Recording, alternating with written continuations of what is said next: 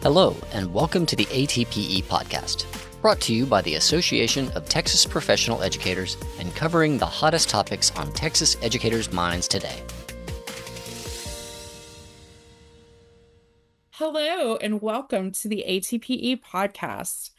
My name is Kate Johans. It is my honor to serve as the Marketing and Engagement Director for ATPE. We have a very special episode today. This is a session that we actually did at our recent ATPE Summit in San Antonio. I am joined today by Dr. Erika Arredondo-Haskins for Rancheras, the Unsung Heroes of the American Revolution.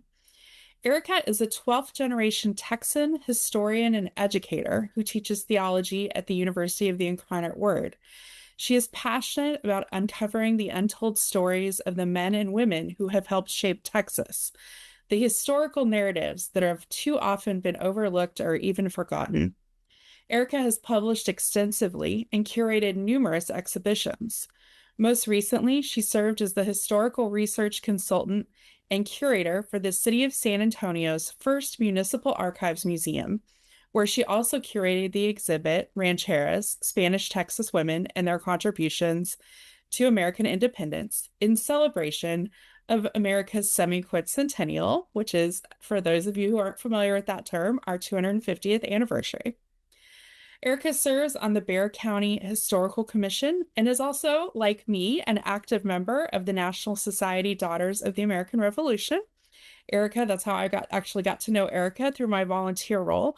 Erika is part of the San Antonio de Bexar chapter, where she serves as chair of the Celebrate Daughters Committee. So Erika, welcome to the podcast. We're so excited to have you today.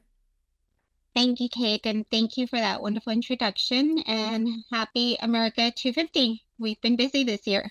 We have been busy. It's been an exciting year, and we have so much more to celebrate over the next few years as we celebrate all the milestones of the American Revolutionary War. Well, today we're here to kind of talk about a chapter in not only American Revolutionary history, but Texas history that a lot of people are not that familiar with. When most of us learned about the American Revolution, I think we tend to picture George Washington crossing the Delaware, the signing of the Declaration of Independence, and events that happened along the East Coast. But it wasn't until recently, as part of my membership in DAR, that I actually got to know about something that a lot of Texans, and not even history teachers, know, is that Spanish Texas women played a huge role in supporting American independence. And Erika is here to share some about her research and how that can be brought into the classroom to make this come to life for Texas children and give them that connection to the American Revolution. So Erika, let's just kind of start a little, kind of set the stage by talking about what has inspired your research in this part of American history. You've spent a lot of your career researching people whose stories have been overlooked. What first drew you to this work?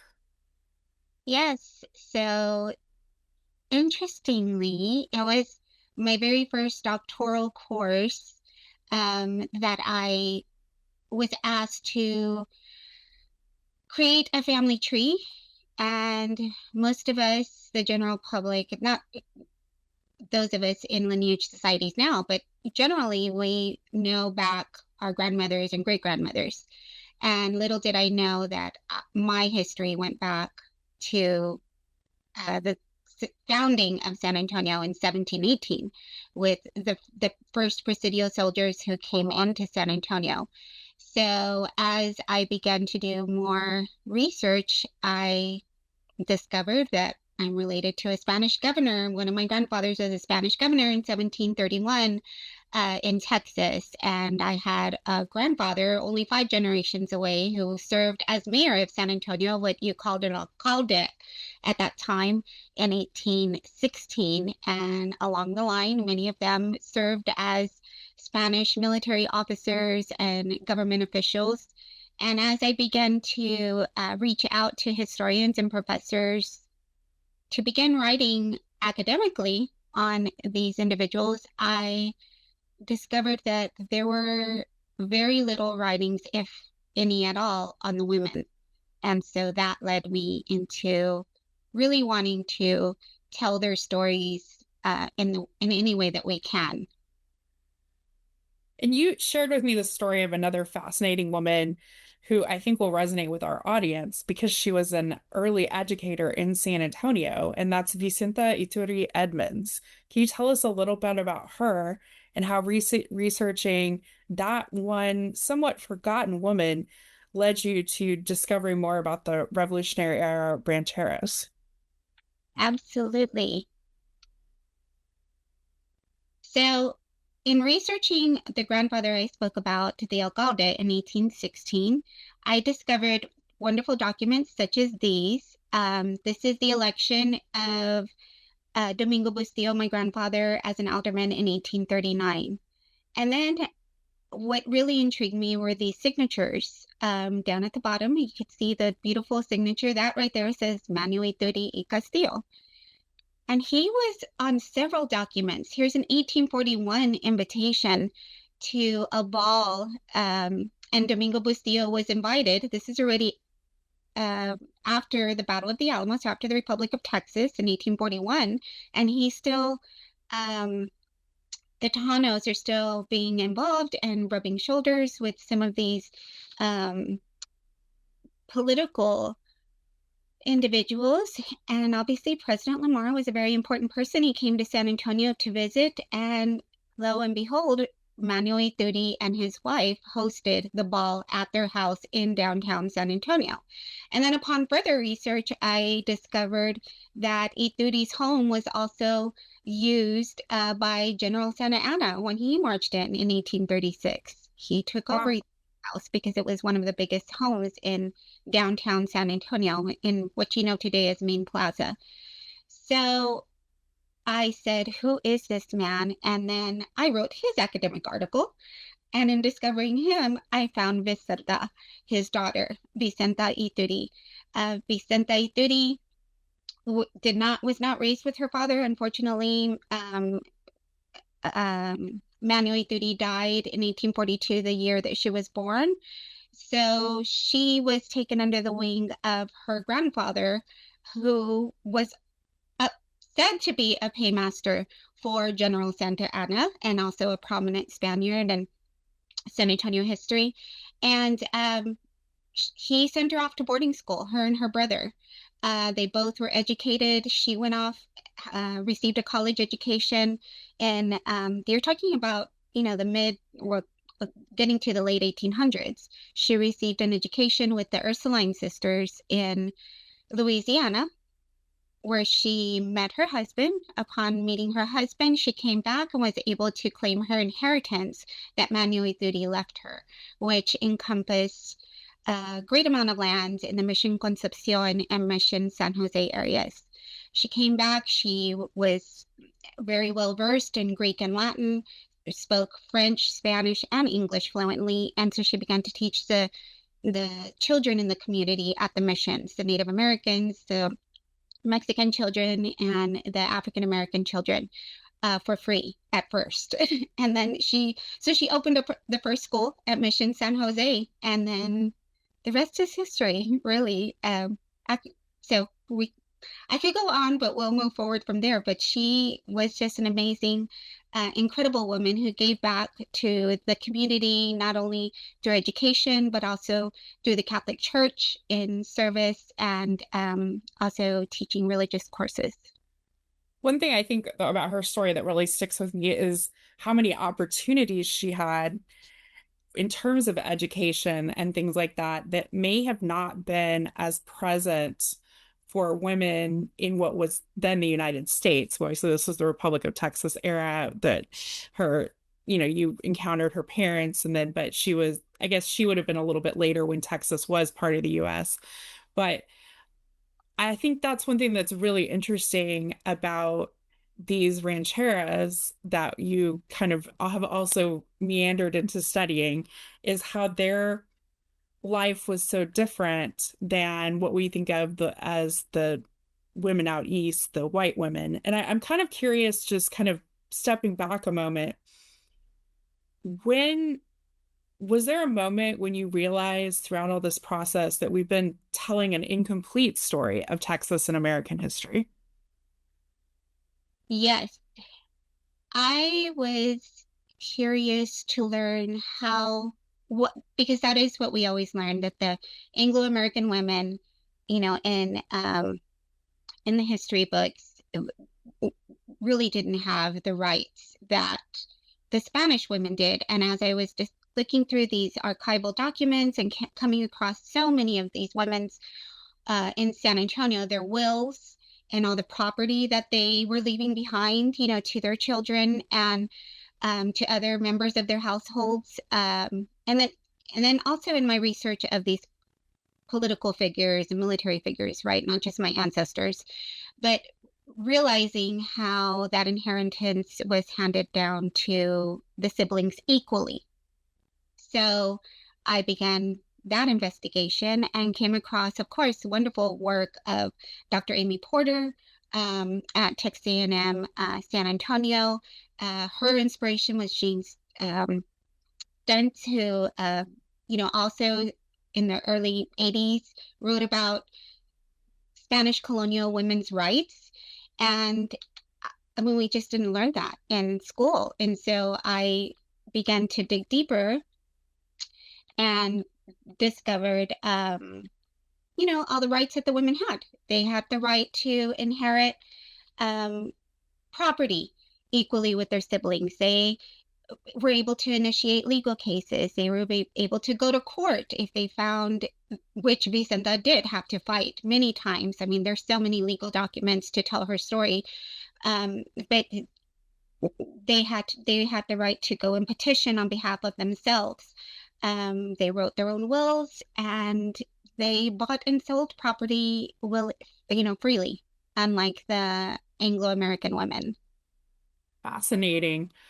I'm also curious if you could sort of set the stage for us by telling us what was happening here in what is now Texas during the late 1770s, when all the what we traditionally think of as the American Revolution was happening out east. Yeah. So during the American Revolutionary time period, few of us also learned in school that the Spanish were very involved and the American Revolution, much less Spanish Texas. If you heard about the Spanish, you may have heard maybe about them in Louisiana or Florida. But what did Texas have to do with the American Revolutionary War? There was a man named Governor Bernardo de Galvez, who was fighting the front for the King of Spain in Louisiana. He was a governor in Louisiana, and he, during his early military days, had come to Texas, and he had seen all the cattle and the ranches here driving through. To fast forward now to 1779, when Spain officially entered the war, he needed resources and food to feed his soldiers, where he first started with 1,400 soldiers. It ended up to 7,000 once they officially came out to support the American cause. And he knew where to get that food from, and the help was from Texas, who weren't too far away. So the call went out in June 1779 to the Spanish citizens in San Antonio and surrounding areas to provide cattle to the soldiers in Louisiana, and therefore the first cattle drive started. And so kind of tying all this together, if I'm understanding correctly, the women had such an important role because they were actually able to own some of these ranches under Spanish law. Is that right? Correct. So at this time in 1779, we had several women. We're talking about 1779 in particular, but before then and after then, there were many Spanish Texas women ranchers, particularly that contributed off their ranch, the cattle that came off their lands. There were 4 women that contributed to the American Revolution. And they were able to, they were large landholders because they were able to inherit their land from either their husband, who had been deceased, or their fathers who had given them some land prior to that. So they came into marriage with land, and they also married and acquired equally property. And then when the husband passed away, she acquired that property. Well, I'd like to spend some time with you telling a few of their incredible stories. And I know one of the first women that we were going to talk about, she actually, for purposes of Daughters of the American Revolution membership, is no longer a patriot, a verified patriot. But I think her story is, first place, wildly entertaining, but also a really good starting point to tell the stories of the other four women. So let's start with Maria Robena de Betancourt. Her story it's a very tragic story. There's tremendous loss in the story. Can you tell listeners about her journey from the Canary Islands to Texas? Yes, and she is considered the matriarch of the first civil settlement in San Antonio. And for those of you not familiar with the Canary Islanders, I'd have to give a little bit of background to understand her story. Oh, please do. Please do. So the Canary Islanders were 16 families who came from Spain and the Canary Islands. They boarded a ship and decided to, at the orders of the King of Spain or the request of the King of Spain, came to San Antonio to settle the land, to basically populate San Antonio because we needed more people here. Although there were already families here in 1718, and as we know, the indigenous people, the Native Americans, were here many, many years before that.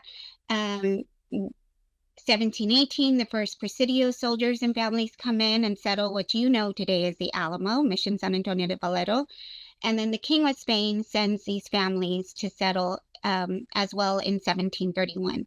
So they acquire, they come on a boat, they land in Veracruz, and upon their journey up on foot to San Antonio, they have stops. And you can see the map here has all the different cities where they made their stops along the way. Some families lost family members, some got married along the way. Maria in particular, Maria Betancourt, boarded the ship with her husband. She was 27 years old. Her husband was about the same age, and they had 4 children, and she was pregnant. So she stops, and when they stop and finally land in Mexico in Veracruz, there was a cholera epidemic, and 2 men became ill and passed away, and one of them was her husband. So on the next stop, she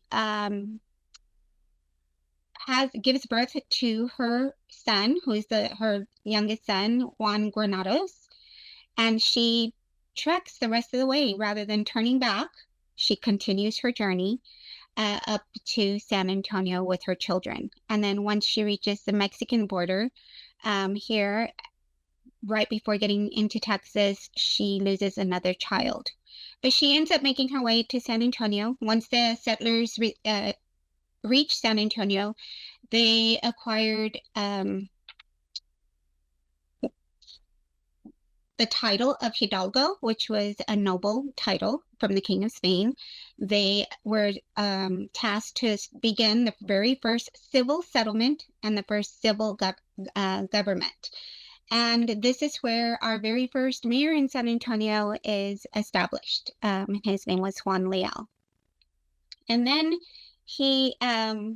they are also tasked to build San Fernando Church, which you know today as San Fernando Cathedral. And eventually she marries a man named Martin Lorenzo de Armas. And they live happily ever after. They have more children, and they acquire a nice home in downtown San Antonio and began to acquire a lot of ranch land, which we're going to see. So but with Maria, before she connects with Martin, she has some other love interests, or I should say there's some other gentlemen interested in her. And there's a pretty good story about Maria that showcases a lot about her personality. Would you please tell that story? Okay, so as I mentioned, Juan Leal was the first alcalde of San Antonio, which was called the Villa de San Fernando de San Antonio. That was the official name of the new villa, of the new town. And he was also the leader of the Canary Islanders. He led them on their journey. He was tasked to become the first mayor. So there was a story published in 1980 called Yanaguana's Successors, the story of the Canary Islanders' immigration into Texas in the 18th century by a man named Samuel Black. And he printed a really interesting story of Maria that I would like to share because it really brings out their personalities. Now, recall that this is oral history that has been handed down. We do not have this in the archives, but it is a story that has been published and told through the ancestors of Maria Robana. So it is said that Juan Leal, the first alcalde, who was also another Canary Islander, sought after Maria, being that he was a bachelor himself and she was a widower, and a bachelor, and she was a widower. And it is said that, and I quote, that Maria possessed a natural grace and charm not found in her female associates in the new settlement. Juan Leal thought that if he charmed her, she would become his wife, and he would have not only a young, beautiful wife, but also live in the home that she was building, and they would be the most prestigious couple in the colony. But Maria was not interested. He tried and tried to woo her, and one day he said he sent her a gift, and I quote, from one of the viceroy's attendants, a small silver chain to which was attached a silver pendant bearing several deeply etched Aztec characters, to her home. A week went by, and Maria sent Juan Leal a wicker basket containing a live armadillo which her children had captured on the outskirts of town.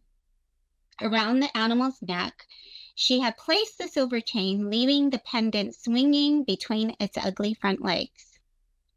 She sent no message with this armadillo, but the implication was unmistakably clear that Juan Leal would greatly oblige her if, like an armadillo, he would burrow a hole in the ground, enter it, and take the gift with him. And it was the following day that the priest at the chapel at San Antonio de Bejar performed the ceremony that made her and Martin Lorenzo de Armas man and wife. That's such a great story. And I love the kind of spirit in that. I think that's definitely a story, particularly older students will connect with, because it's just so funny. So Yeah. I'm sure. So one of the next rancheras that you've shared some information with me about, I'm guessing she's related to Martine because Antonio Rosalia de Armas. She also had quite a bit of, I would say, moxie. That might be a way to put it, because she really wasn't afraid to defend what was hers. And from what you've told, oh my gosh, I love your armadillo there. That's hilarious. So with Antonia, she had a pretty intense legal battle with her own half-brother. Can you tell us a little bit about that? Yes. So Maria Robana lives a very long, prosperous life. She ended up building a beautiful home in downtown San Antonio, and in her will, she leaves behind 3 ranches, which are these 3 large ranches here. These ranches were then acquired by her children, and one of them is from her second marriage, Antonia de Armas. And Antonia acquires the 3 ranches as well, but Antonia got a little smart with a little bit, somebody must have been really mentoring her. I'm assuming it was her mother, because before Maria Robana died in January of 1779, Antonia inherited equally some property from their father with her brother, Basilio. And she purchases Basilio's inheritance before the mother dies. And this is how she ends up with 3 large ranches. So now she owns 50% of what those 3 ranches were. And it's quite a large amount of property. Upon Maria's death, the oldest child, his name is Pedro Granados. He was 11 years old when he boarded the ship and journeyed to San Antonio from Lanzarote in the Canary Islands with his parents. He served as the executor in her will. And years go by after Maria Bentecourt's death, and he still has not fulfilled his obligations as executor, what he was to do. And you can imagine at that time period, filing petitions or lawsuits or going to court really takes a very long time. And, it's not as quick as it is today. So Antonia takes her brother to court and says she wants her property. She wants it legalized, and she knows she's getting older, or maybe she's ill because she's one of the ones that passes away at a younger age. Maybe at this time she knew she was ill, so she finally petitions to the courts to legally get this property moving. And in these documents, this is what's so fascinating about really finding these documents is their voices come out, and you can sort of piece together their lives of what their day-to-day lives must have been like. So here's a quote from one of the documents where she sues her brother. At this, I went in person with my children and took the land to which by right I was entitled, which was the last plot on the suerte. My said sons began to till it. When my brother learned of this, he came to expel me and my sons from this said land, abusing me verbally and threatening to break my ribs with sticks, a very lamentable thing to me, who considered him capable of doing it, since there was no refuge, and since I am a woman and a widow. That's a powerful quote. It really is. Yes, and this is in 1782. So Maria Robana had already died in January 1779. So imagine, what her life would have been like between that time period of trying to hold on to what was rightfully hers. Right. And here is another document in the year 1800. This is an example of buying and selling property. And this is what we look for as researchers. Fortunately, if you're lucky, you have this, you get to see a document, which we'll see in a little bit, that's transcribed and translated. Not just transcribed into Spanish, but also translated into English. So that's even better. And then love seeing their signatures, because that tells us that they could potentially write and read, right? So sometimes you'll see a lot of the women's where they do not sign, and it may just say signed by, because I could not read or write. Mm-hmm. Here we have Antonia's signature. Wow. Well, you have kind of a particularly interesting connection to this story. Would you like to share what that is? Yes. So my DAR patriot is Pedro Granados. He was a Spanish Royal Army soldier. He was also inherited the property. So I'm in through the military appointments through the DAR for him, but also his ranch also contributed cattle, because he inherited Maria's lands. Maria Bentecourt. And so yes, it's just interesting to see that we envision that. Also tells us what his personality was like, right, as well. And that also that this is true to see their family drama, just like everybody else has, even in the 1700s in San Antonio. This was happening. Absolutely. So it looks like next is Leonor Delgado. Yes. So Leonor came from the Canary Islanders as well. She is an Islania, and she came when she was a very little girl. She was about 4 or 5 years old when she boarded the ship. So she journeys to San Antonio and obviously is raised in downtown San Antonio and marries the son of the first alcalde that we talked about earlier. His name was Juan Leal's son, Bernardo.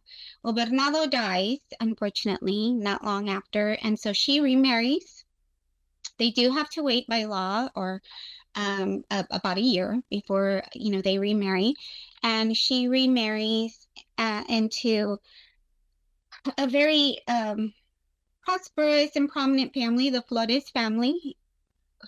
Floresville in Texas is named after this family. They're a very large ranching family, and with that, she builds a very large ranch with her husband, Juan Jose Flores. And she goes on to have many children. She lives to be an elderly woman. What's important to remember, again, is throughout all these years, they are, and we're going to see this with another woman as well, they are very involved in the day-to-day decision makings, whether with their spouse, with their husband as well. You'll see them alongside in the documents, buying and selling property or through, lawsuits as well. And so Leonor holds onto her property all these years, even after the death of her husband. And the cattle on her ranch also is sent to Louisiana. And so she made a contribution to the American independence.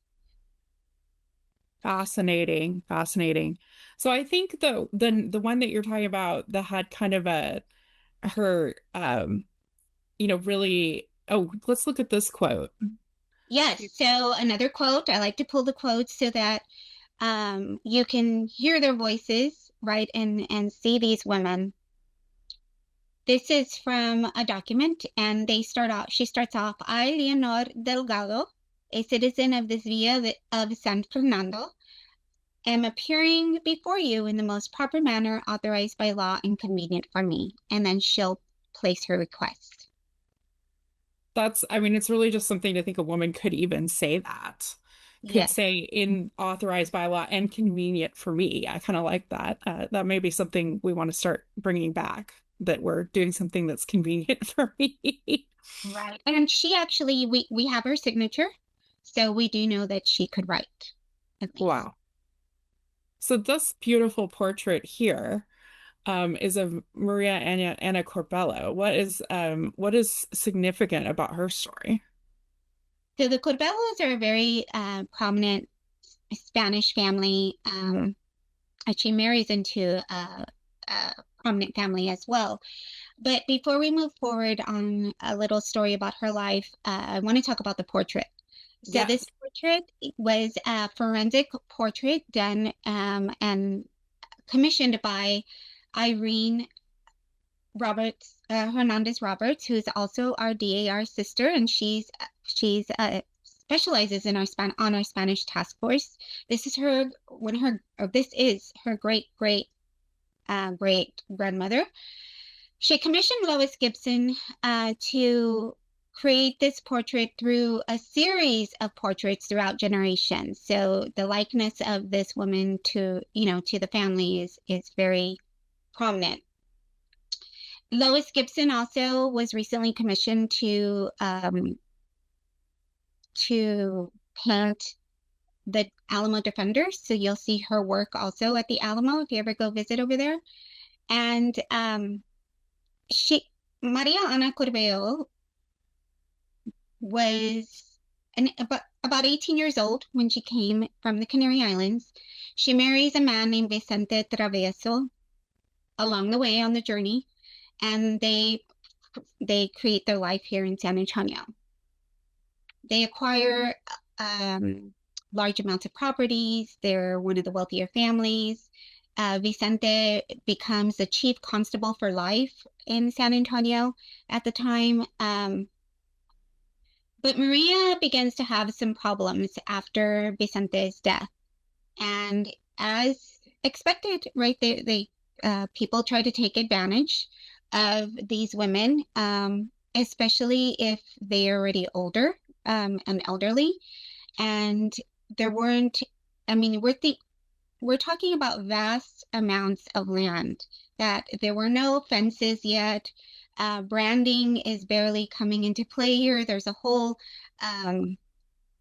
historical, you know, documentation on these early ranchers fighting for their cattle rights, because the King of Spain begins to put a tax on the cattle that is just roaming freely, because there are no fences. It's not regulated the way it is today. So Maria has a problem with some family members that are stealing her cattle, and she takes them to court. She's tired, I guess, of getting after them, or not people not taking her seriously. So she takes them to court, and she actually sues her own son and her grandson in 1783. This document here, for those of you that are interested in researching, maybe your family lineage goes back, into the early days of San Antonio, and you'd like to, where do you start? We have indexes such as these, or guides at the Spanish archives, at the Bear Archives, and in downtown San Antonio, that you could go and easily read through and find the names of the individual that you're looking for. So don't let the old Spanish archival documents scare you away from researching your own family history. We have plenty of these guides that could help you navigate through your research. Very cool. I'm insanely jealous because I do not have any of this history in my family. What is this document we're looking at? So this is Maria Arna's will, last will and testament in 1784. And she owned one of the largest ranches, Rancho de las Mulas. She, at the time, in 1779, which we do have, I'm going to show you in a minute, she owned over 300 head of cattle. And we know this through the 1779 census that I'm going to show everybody. This is how we can calculate who owned what and how much property and what they were doing in the year of 1779. This also, Mariana did not sign her will, so that's also something that we look for here. Maybe she was already, sometimes they're sick and they're not well enough to write. So they have somebody write. They don't, obviously, they hire people as well. They pay, if you're wealthy enough at this time, you could pay somebody to execute your will and your wishes. So we don't have a lot of the women's wills that we wish we could, but those of prominence we do. Yes, I was just going to introduce Juana de Hoyo. So she is not a Canary Islander. She's actually from Coahuila in Mexico. She was born over there, but she marries here in, she comes to San Antonio, and she marries into the Hernandez family. This man, Andres Hernandez, was a very prominent rancher already here in San Antonio. He descends from the family of the original soldiers in 1718 that came to establish Mission San Antonio de Valero. Very interesting. So predating the Canary Islander settlement, she marries Andres, and they have a very long, prosperous marriage together. They live a very long life. They're married over 50 years before his passing.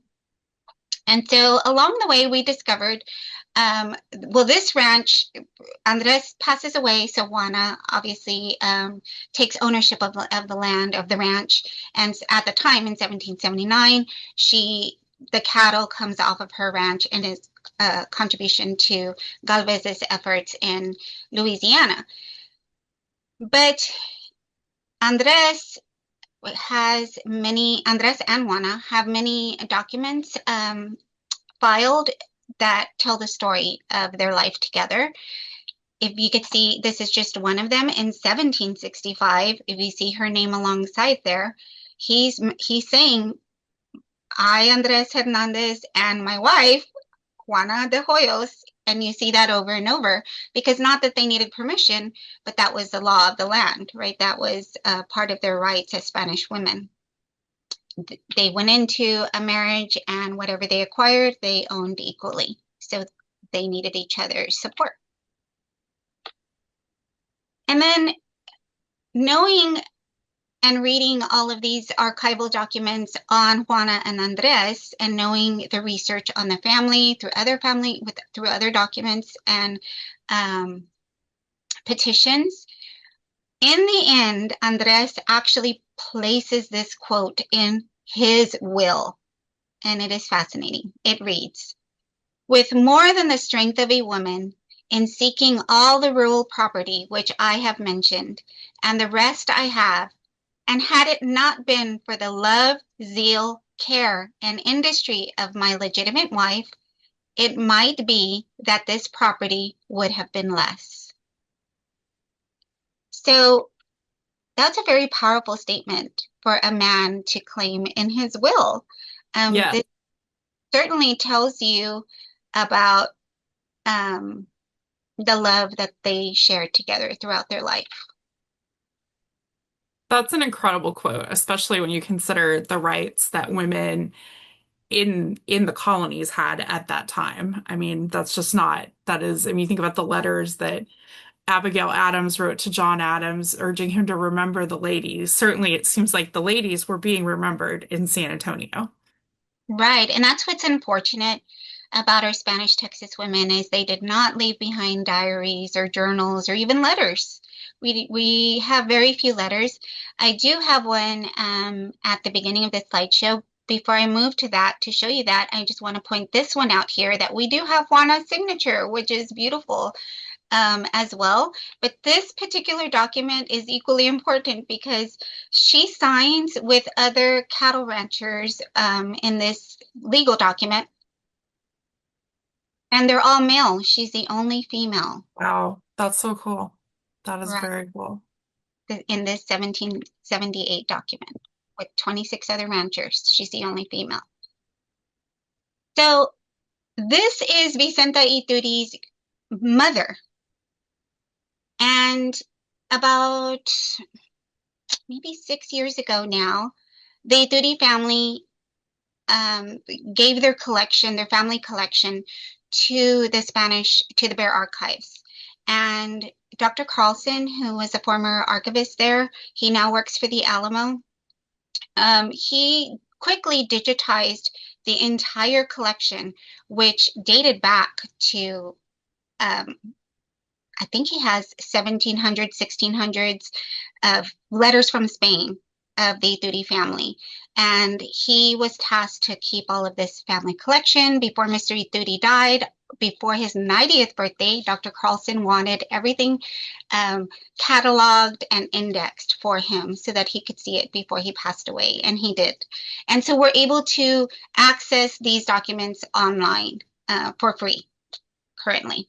Well, this is a letter from Maria Josefa Rodriguez, who was the wife of Manuel Ituri y Castillo and Vicenta Ituri's mother. And there are more than several letters in there from her.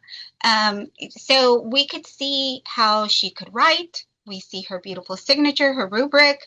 And in the letters, over and over, she's conducting business transactions. So that is a very rare find to have letters when we talk about Abigail Adams or, any of the other early American women. It's incredible. I just love these stories, and I really think how much they would have meant to me as a young child learning Texas history and, always feeling so far away from the action. I grew up in El Paso, and even in El Paso, you feel kind of far away from the action in San Antonio. But I feel like, just having this connection to the American Revolution, that's really cool for today's students to just have that, to understand that is part of our story. Right. That and that there was life for the Republic of Texas. Yes, yes. Before Before 1830, right.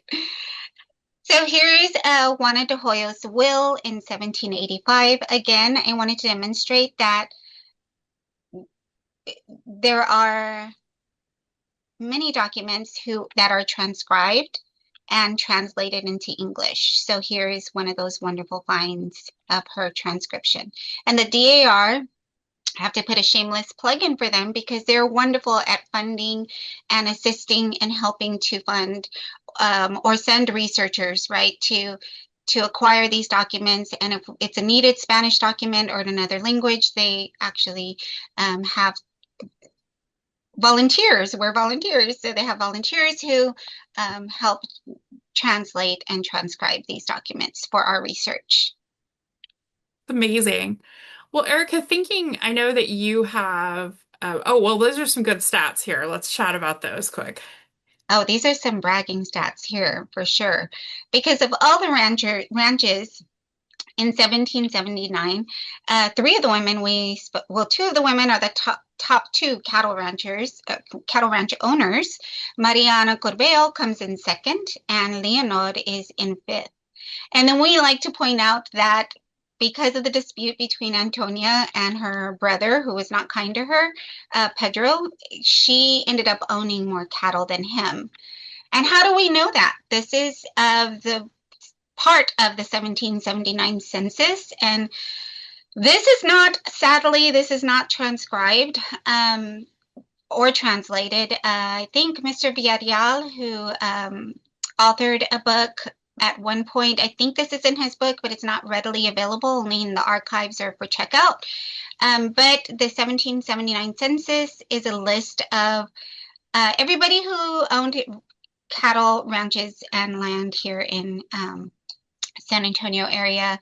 And it goes through to tell you what their ethnicity was, whether they were married or not, how many were in their household, how many animals they owned, if they owned arms, so actual guns, swords, escopetas, anything.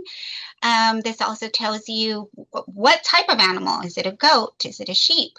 And then you go across, and at the very end of the columns, it tells you how many cows they own and how many bulls they owned.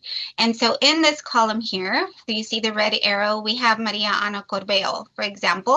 And if you go all the way across, we could see she owned 300 cattle.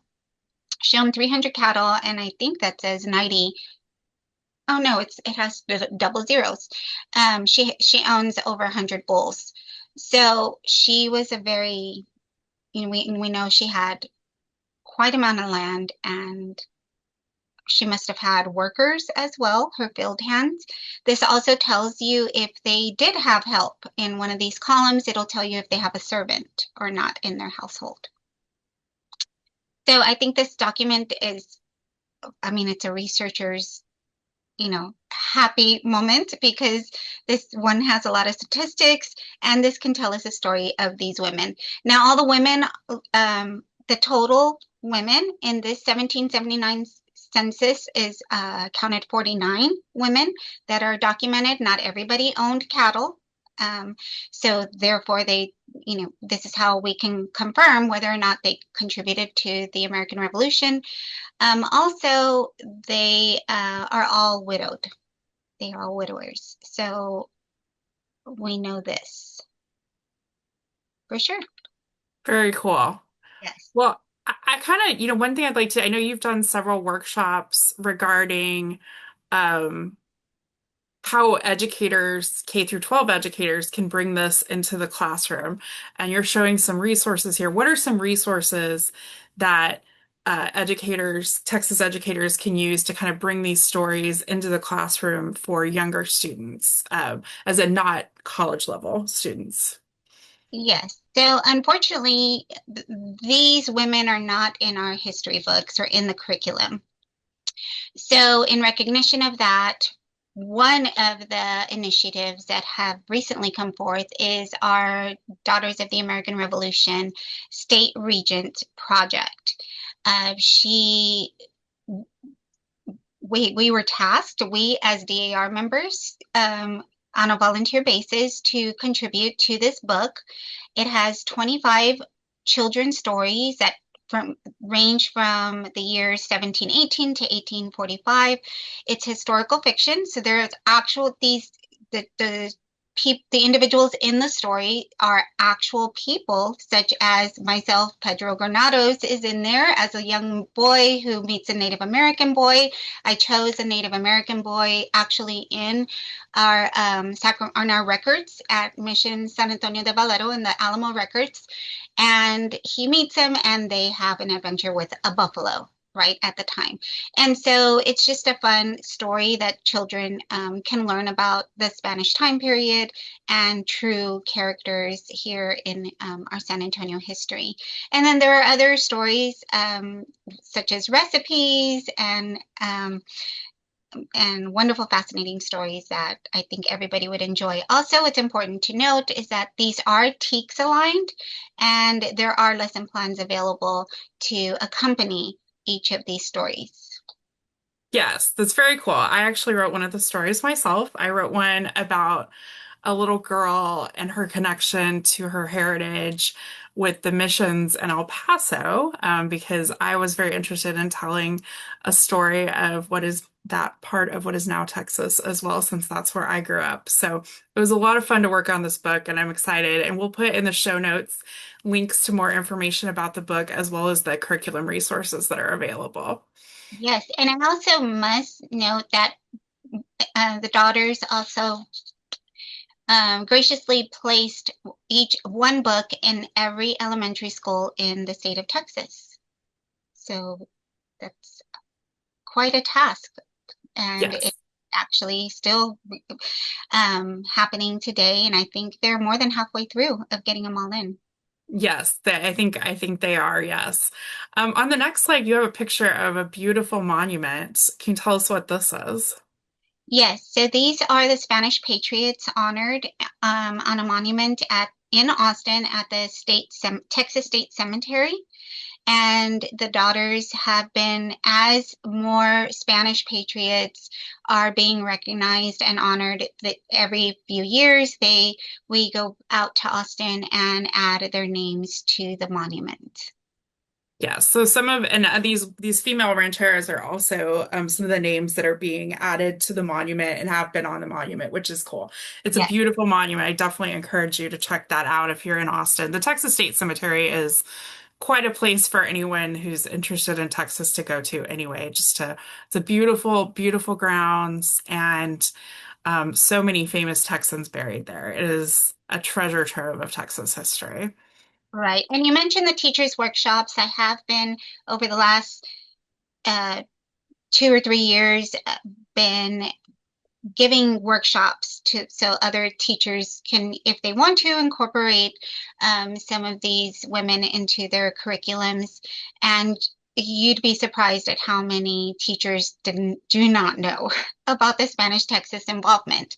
And so they're very thankful and appreciative to have this information. So I created a guide that you have available and have shared, I believe, a resource guide to wonderful links that can guide you to free lesson plans, museums that have exhibits on Spanish Texas history, the Bear Heritage Center in downtown San Antonio, which is located in our Bexar County Courthouse, is a wonderful interactive museum. I call it a museum, but they call it a center. But it is like a museum. You can go in and you read exhibits, and it's very child friendly. A lot of interactive type of experiential learning exhibits and resources. So if you go to Bear, it's also on the resource guide, but Bexar County has created Bear 250. And so on there are lesson plans, and you can find on these five women, actually, Maria Bendencourt's included, you can find 4th and 7th grade lesson plans on there for download for free as well, and interactive maps of the ranches and locations as well. Fabulous. And that resource guide that Erika so generously created will be in our show notes. Well, I want to just kind of close with a fun question, Erika. This has been a tremendous tremendous conversation, and I've loved learning about these women. I would just like to ask you, which of the rancheras, if you could go back in time and meet one of them, would you most like to meet? I That's a tough question. But I would have to say it would have to be Maria Robana de Bentoncourt. I would have so many questions for her.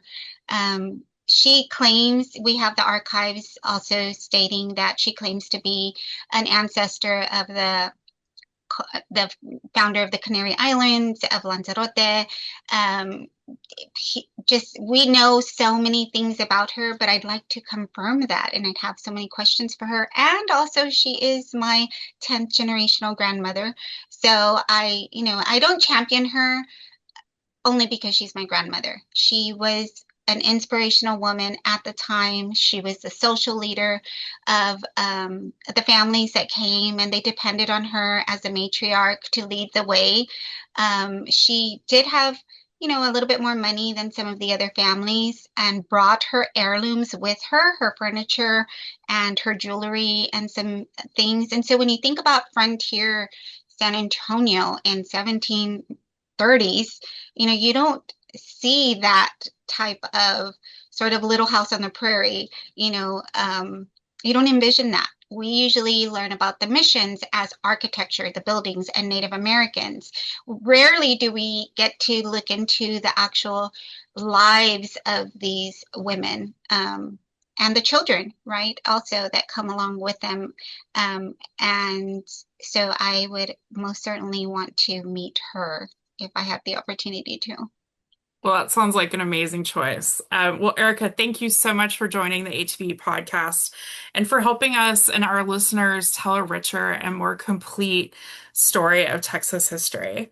And I encourage, if you enjoyed today's episode, please be sure to subscribe to the ATPE podcast so you don't miss any future conversations celebrating education, leadership, and the people shaping public education across Texas. Thank you. Thank you. Thanks for listening to the ATPE podcast. For more information about becoming part of Texas's largest community of educators, please visit atpe.org.